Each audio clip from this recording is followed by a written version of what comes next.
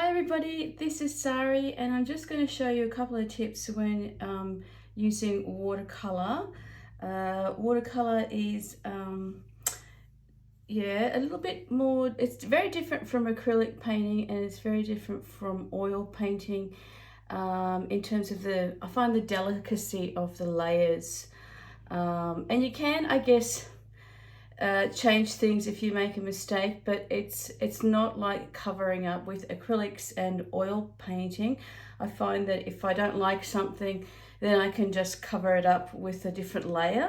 This works on really light layers and washes, and we work from light to dark. So yeah, it's a little bit less forgiving, I find, and some people think it's the hardest form of painting because of that.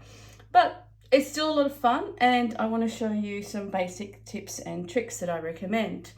You'll notice here I've got 2 pots of water. I like to keep my colors very, very clean.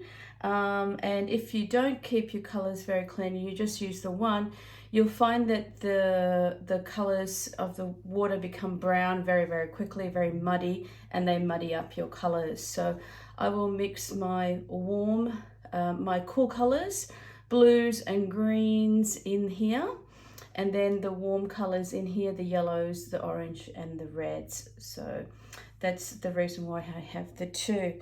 The important thing about watercolor is to choose a really good quality paper.